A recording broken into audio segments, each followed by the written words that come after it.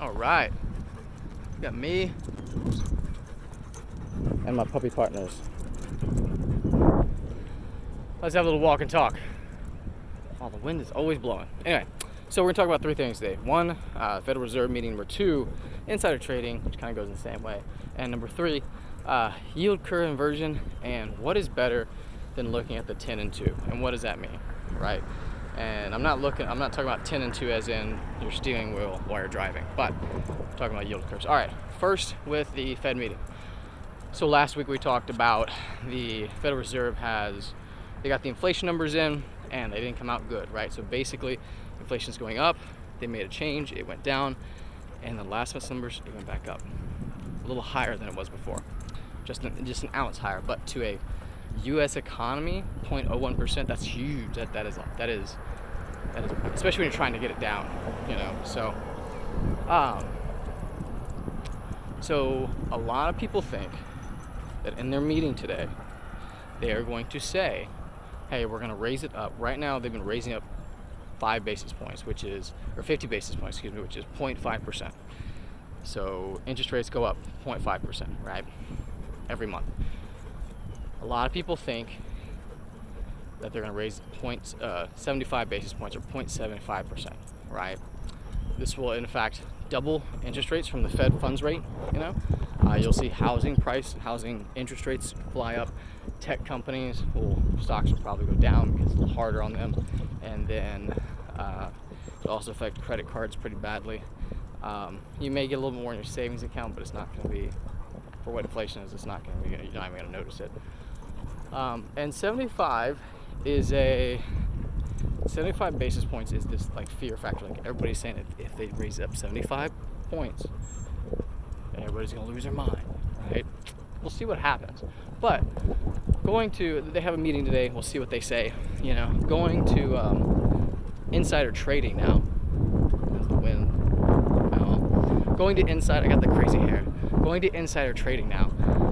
So, you know, some people say, hey, there's no insider trading or people aren't in the know and stuff, but every day at like 4 in the morning, my time at least, I think it's 3 a.m.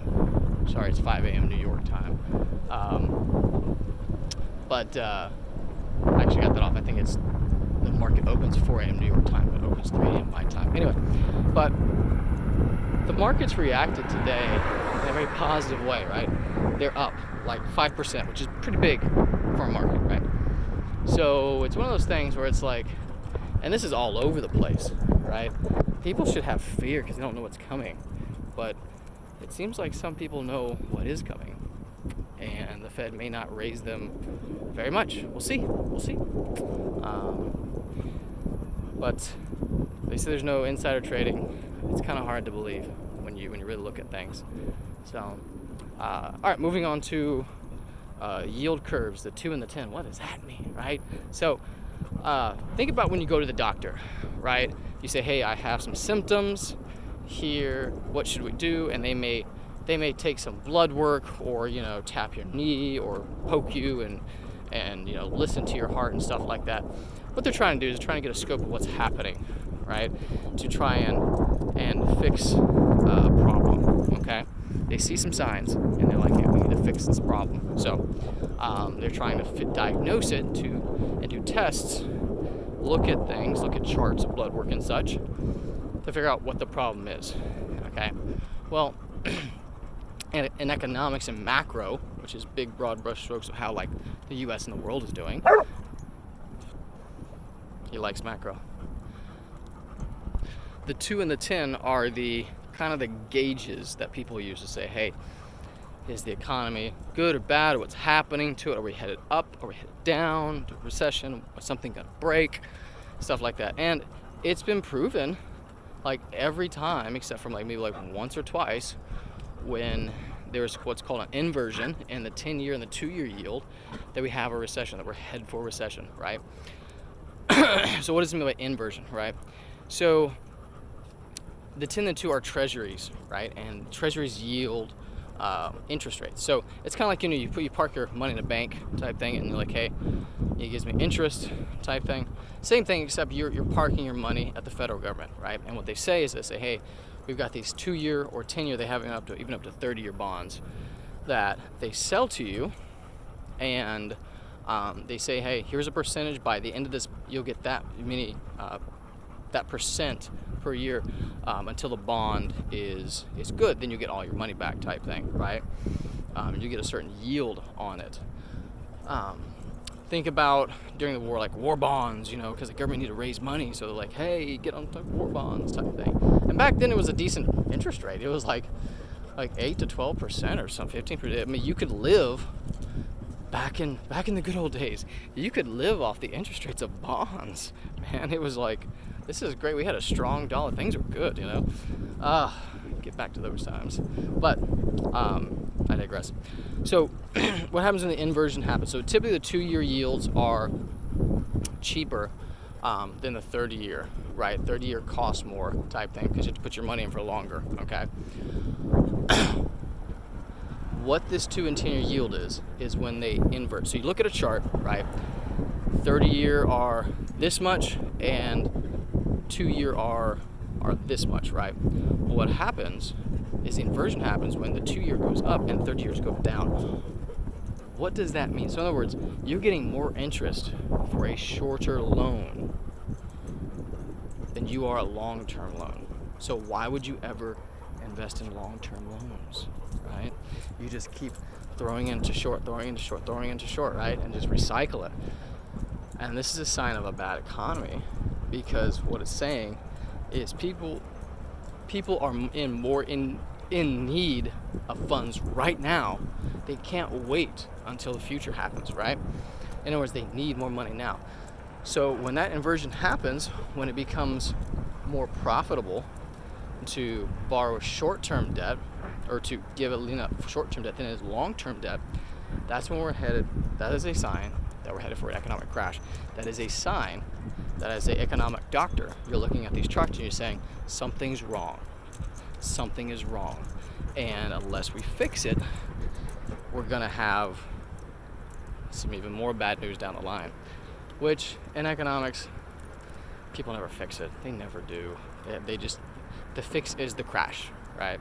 And through the crash, that fixes everything else. Okay, so that's a difference. But so right now we're seeing the 10 and the 2 basically touch each other and go. So they're inverted for like a day, then they'll come out and they invert. So it's flirting with that line. This is not a good sign. Not a good sign.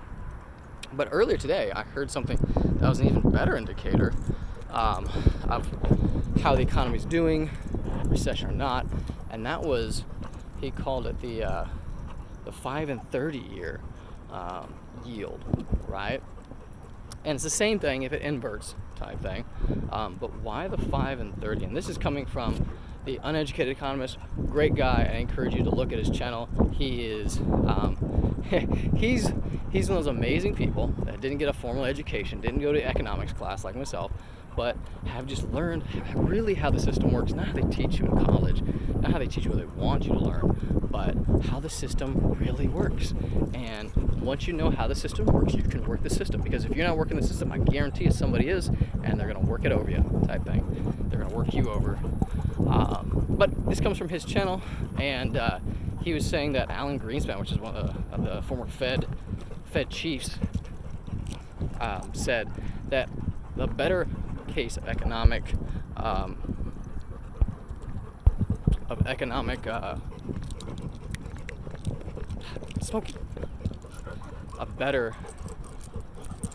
better indicator of economic whether the economy is doing good or it's heading towards a crash is the 5 and the 30. Why is that? Because that is what corporations use. So the 10 and it's almost like the 10 and the 2 are used by individuals and everybody else, right? Some corporations use them, type thing. Governments use them, but the 5 and the 30 are really corporations, like big money use that. Like if you got $1 billion to figure out what to do with, you have those problems. That's what you use.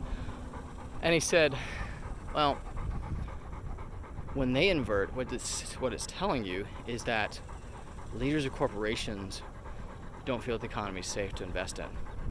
They're not going to invest in the economy, which in turn will cause a downward spiral, right? Just like if consumers just like if consumers stop spending, that'll cause a downward spiral, which we're about to see probably, because people run out of money.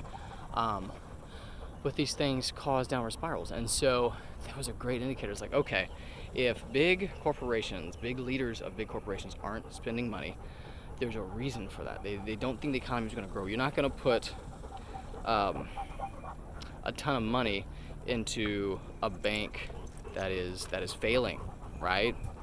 You're not going to put a ton of money into a horse that's last place. It's just not. It's not smart. And so these big bankers, these big CEOs of companies are looking at the information, looking at the tea leaves, and they're saying, okay, we're going to head for an economic downturn. We're not going to invest anymore. We're just going to kind of hold on to cash and sell what we have. And they did that all last year and through 2021.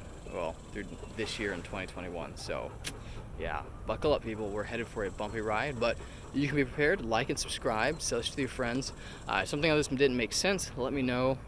I've got a lot up here, but sometimes getting it out that I'm a bit rusty at. And so, if there's something that you didn't understand, like and comment. If you hated this material, hit the like button 3 times. That really shows that you hate it, type thing. And I will see you in the next video.